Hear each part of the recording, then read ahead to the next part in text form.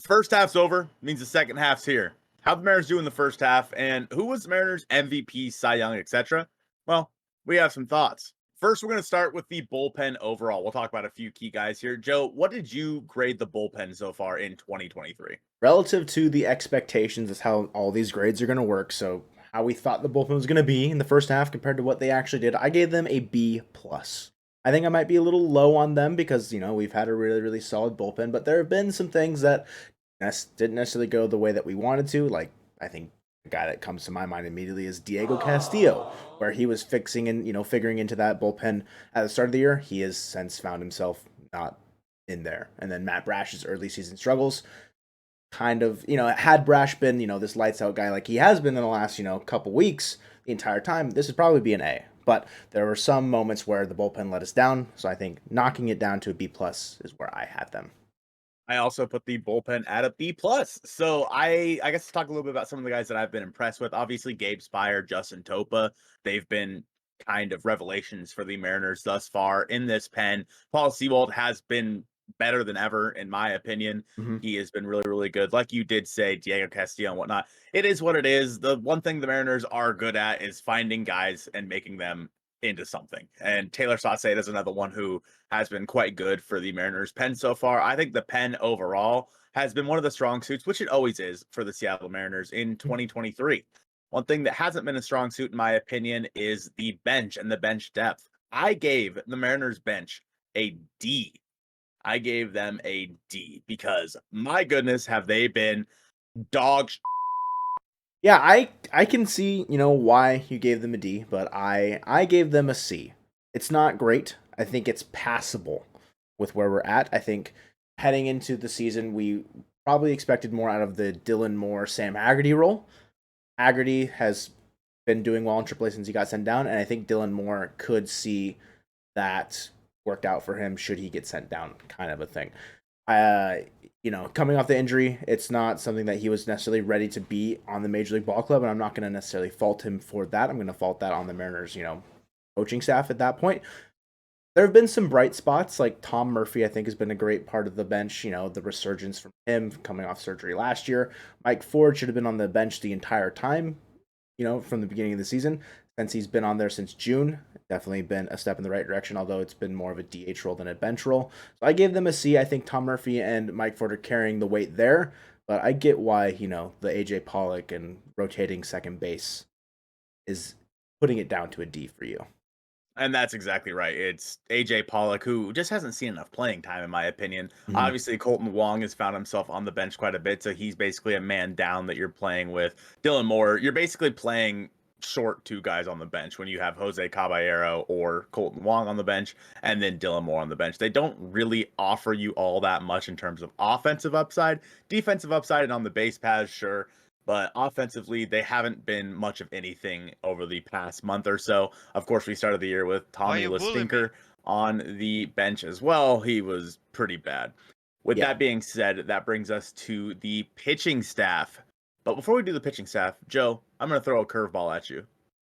Get it? Pitching staff, curveball. How would you rank the coaching staff thus far? I'll give them a B. Maybe like a C plus to a B minus, maybe in that range. There have been some questionable pinch hit moments that Scott's deployed, and going to Matt Brash in high leverage situations where there's already runners on has not been something I've been super fond of. I think, we've harped on that plenty.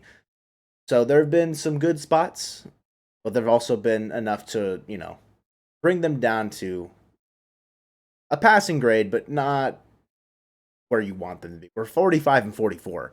But could we be, 48 and 41? Who knows? Like, a couple different games go a different way, and bada bing, bada boom, we're in the money. But yeah, I'd give them like a C plus, B minus right now. I agree wholeheartedly with the C plus. Honestly, I mean, Scott has been fine, but he has definitely been below my expectation this year, for especially after a playoff season.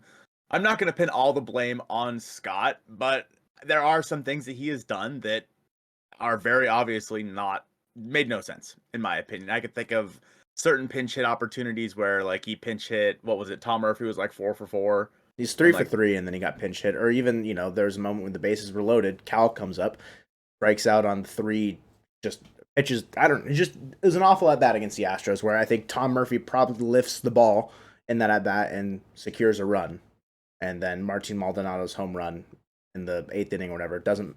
It's a tie game again at that point. So yeah, I pinch hit opportunities have been, I think, Scott's biggest weakness.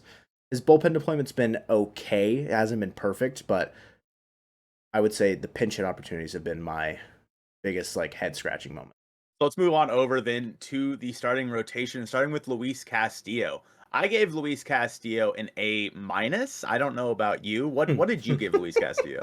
We got to stop being the same person. I also gave Luis Castillo an A minus. So going into the season, he's our ace. We know he's our ace. We are having these high expectations for him that he is going to lead our staff, and that is exactly what he's done for, however many, he said, 14, 15 starts? Something like that. He's done that for 12, 13 starts. Like, he has been the rock. He's given us what we need from him.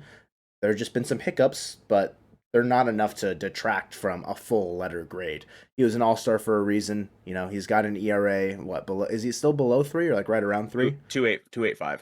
Yeah, so still an ERA under 3. With like a 1.43 ERA plus. Yeah, it's great stuff from Castillo in the first half. Yeah, I mean, the only thing that I can really, he's walked a few too many, in my opinion, more than, it might not be more than it usually does, but it feels like more than he usually does. And then he's just given up the long ball quite a bit this year. I think there was like, he gave up like 10 home runs in like a matter of like 3 starts, something like that, which was, ugh. But yeah. Again, some of them you have to tip your cap. The Randy Arozarena home run that you and I were in the ballpark for was way inside, and somehow it's Randy. So yeah. Overall, I agree. Luis, A minus. I think that's a good spot for him. What about George Kirby? What'd you have George at? George is my highest grade so far. I gave him a straight across A. I think coming off his rookie season had a lot to build on, had a great start in the postseason, obviously in that 18-inning game. Expectations were high for George. However, mine, I still had him probably sitting around the 3 spot.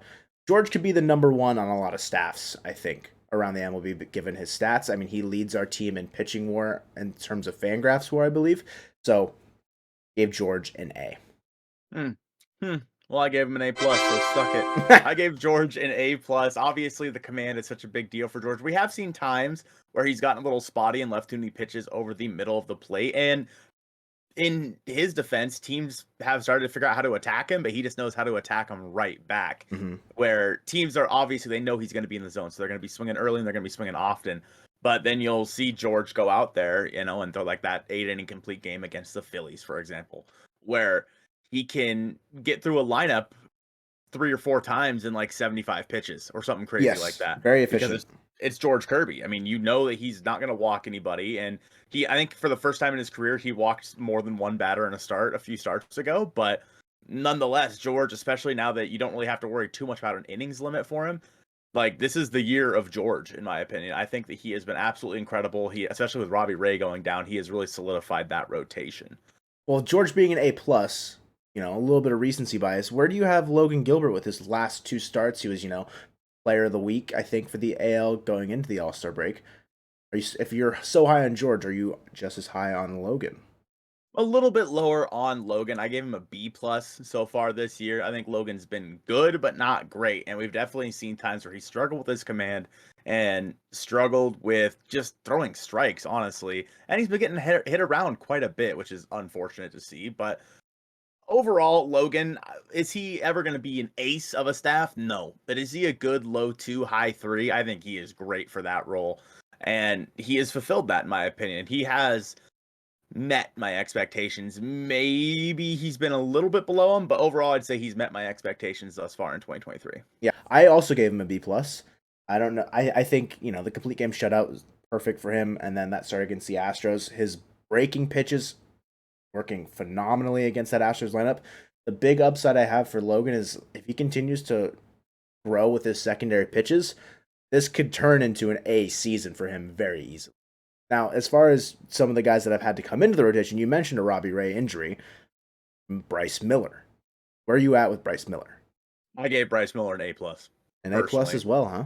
I think that, coming into a rotation straight out of Double-A, he has been lights out. Obviously, he was setting records for the Mariners and all of baseball for that matter.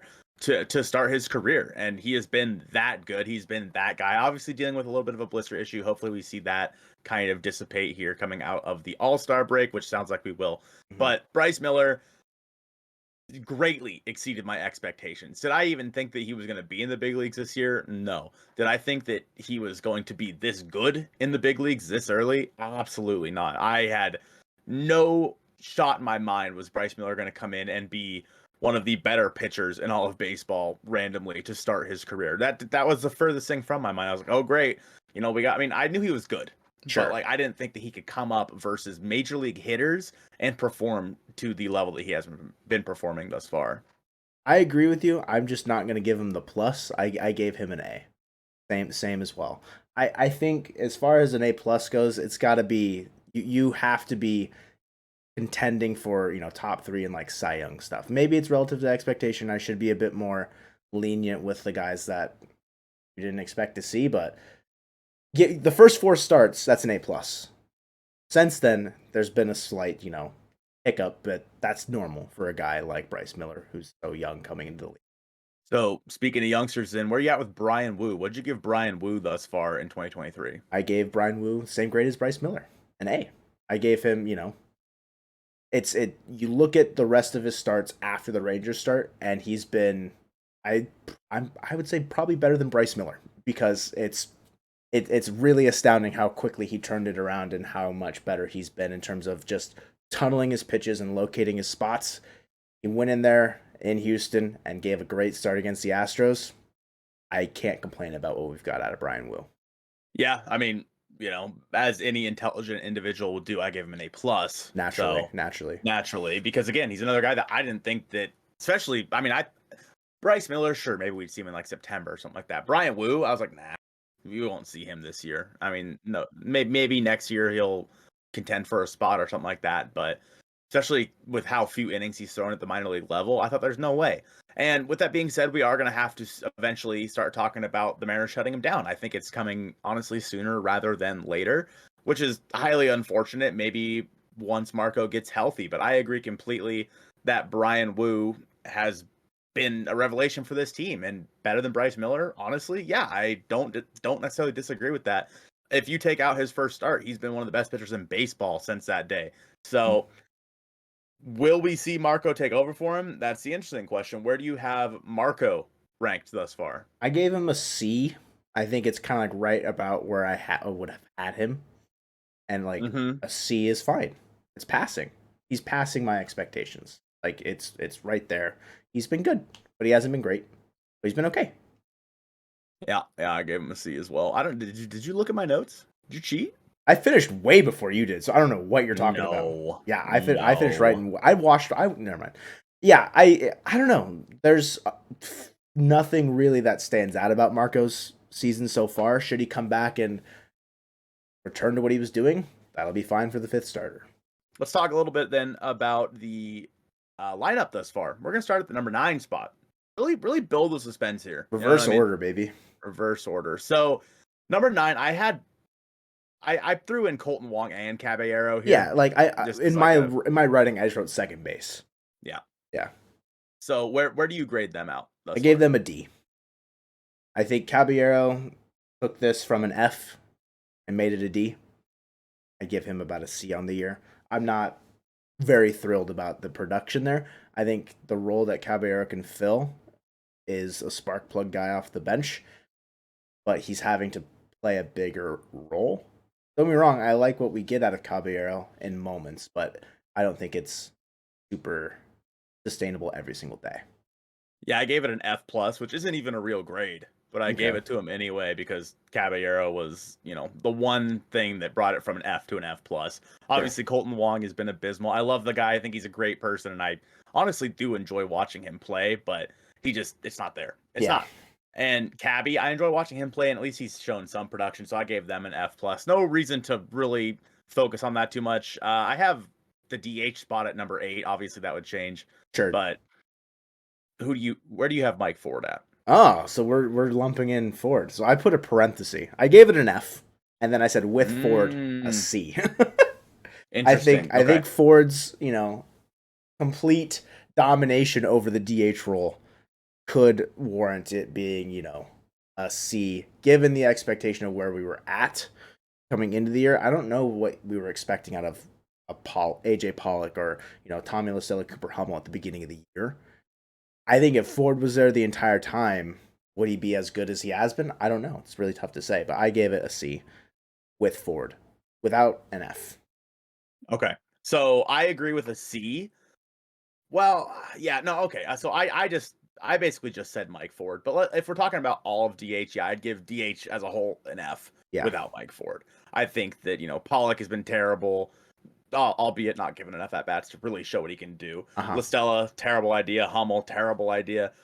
What would you give Mike Ford specifically? Like a B plus. I'd give him an A, That's fair. just because it's like I expected nothing out of Mike Ford. Yeah. So I really didn't. So okay. That's fair. I think those we're about in the same boat there, give or take. So, what about Cal? What do you give Cal? Gave Cal a C plus. There have been moments where I thought that there have been, it's just so up and down. There's been great moments where he's changed his approach and he's then just, looping the ball into the outfield instead of trying to, hit pay dirt every single time. I think he's had some defensive mishaps in terms of throws, whether or not that's on the middle infield or not blocking the ball, but his throws down to second have been more found in center field in my experience when watching the games. That's kind of playing into my grade there. I don't know if I was just too high on Cal coming into this year, but he's been a little underwhelmed for me. Yeah, I agree. I gave Cal a C. Yeah. I think that we had high hopes for Cal, and don't get me wrong, he could still reach them easily. Yeah. But it's like Tom Murphy has been the better catcher.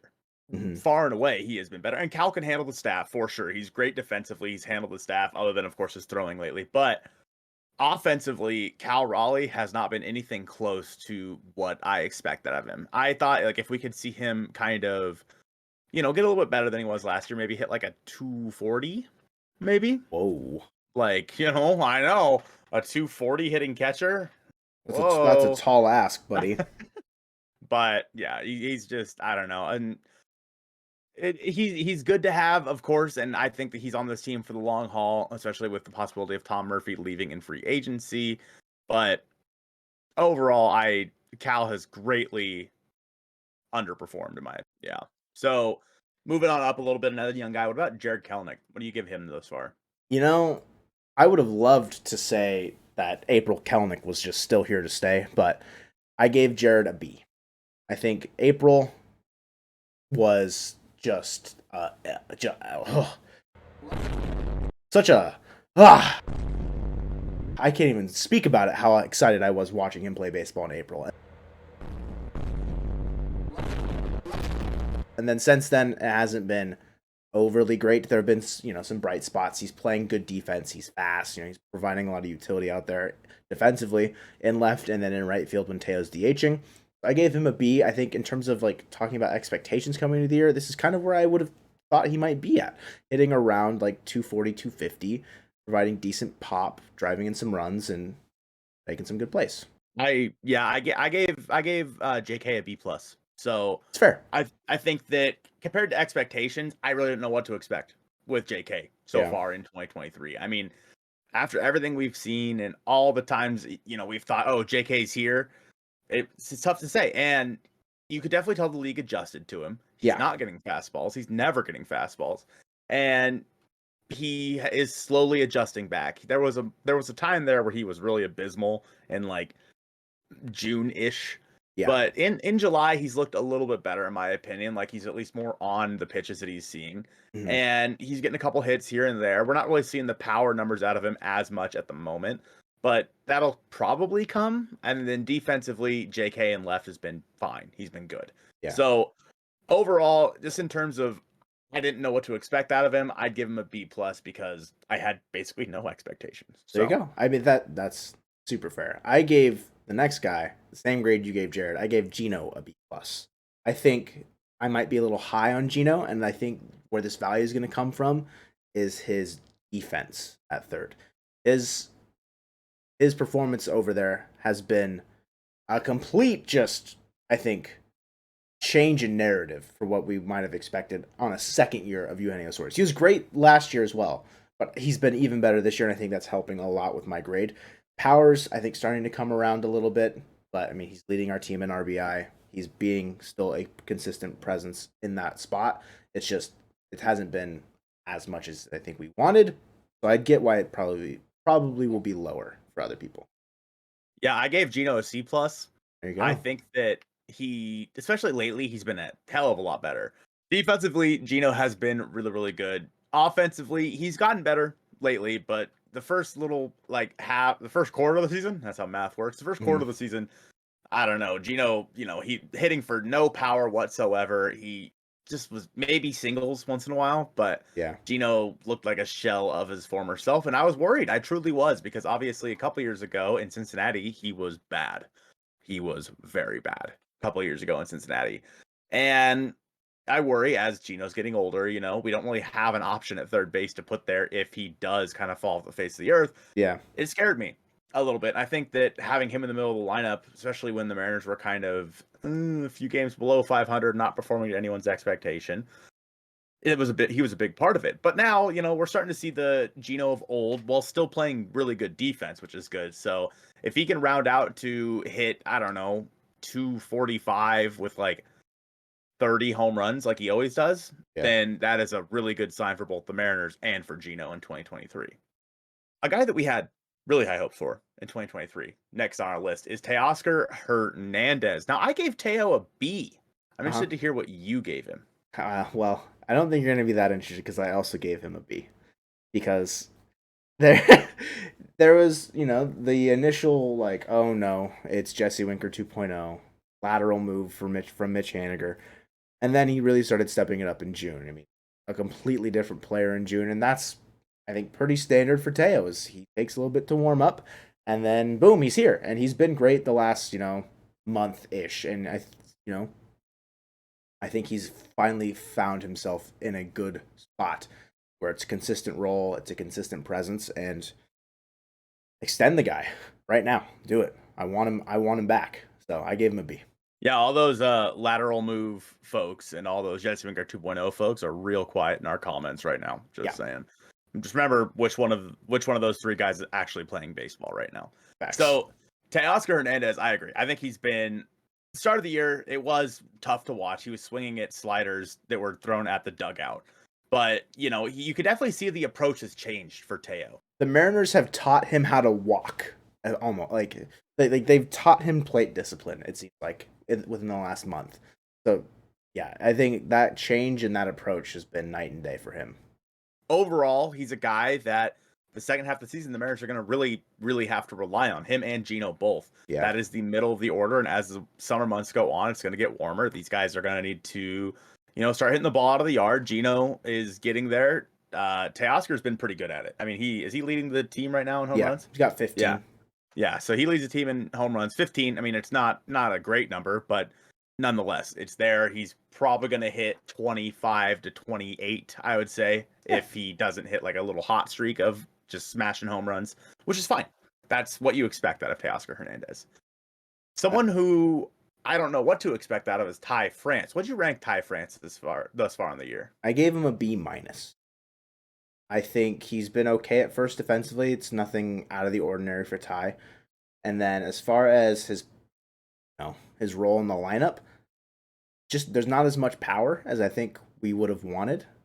And his average isn't making up for that, I guess, gap in that power, in my opinion. A B-, it's a little bit below where we expected from Teo, but I still think Ty is kind of underperforming for what I would have thought. I agree with that. I think the power, it's strange, honestly. He just seems completely sapped of power and extra base hits so far this season. He has been slapping singles a lot more recently. I think he's been a little bit better if recent memory serves me right. I think that he's coming around. I think still that Ty France will get his average up to 275, 280. I think that is where Ty France is going to live. The lack of power is concerning, in my opinion, because he's a guy that can hit. I mean, what did he hit last year? 20? Yeah. So he can hit. I mean, he has 20 home run power, and honestly, I wouldn't be surprised to see him hit 25 one year, or even 30 maybe. But he's at 7. Yeah, he's at 7 right now, and it is July 12th. which is When not we're good. recording this. So, yeah, that's not quite where you want to be. Overall, defensively, I've liked Ty France over at first base. I always have, and he's fine. Is he a typical first baseman? Absolutely not. But he's fine over there, and the Mariners generally have him hitting third right now. I think he's a fine number 3. I would like to see a little bit more power out of a number 3, Yeah. but I think that Ty France will come around. I really do. I think, like I said, when it's all said and done, he's going to be hitting 275, 280 with, I don't know, maybe like Even 15 like home 15 runs. to 18.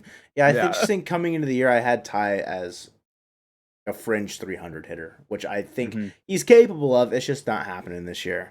And a guy that a lot of stuff hasn't been happening this year offensively that we maybe had too lofty of expectations for is Julio Rodriguez.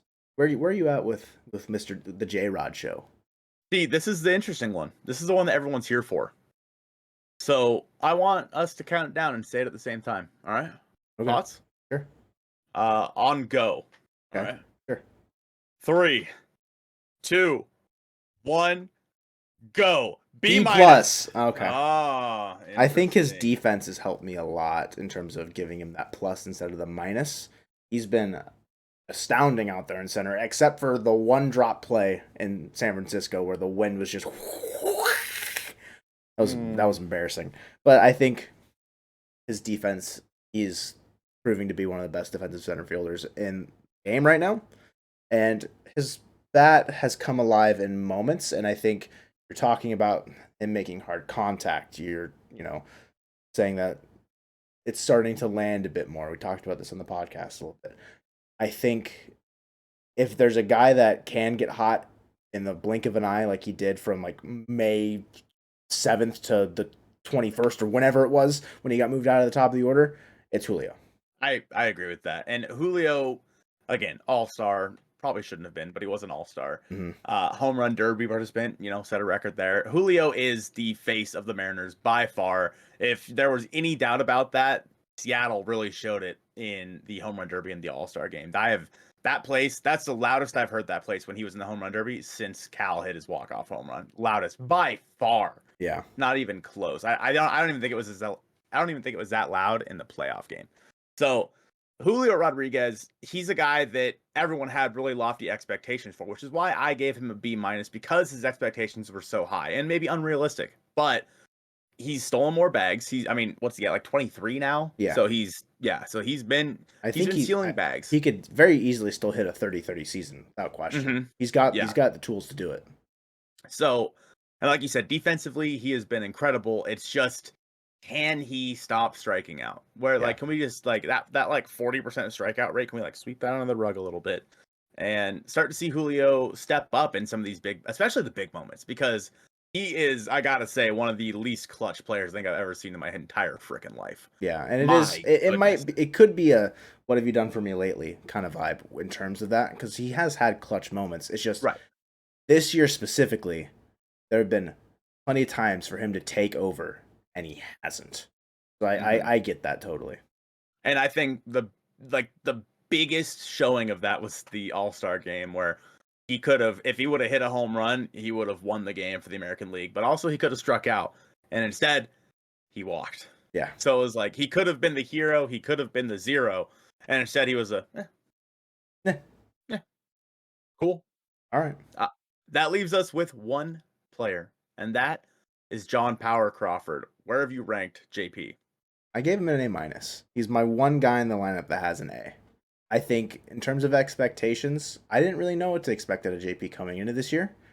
And I've liked what I've seen him as he's moved into the leadoff spot. He has taken over that role and shown to be a true leader.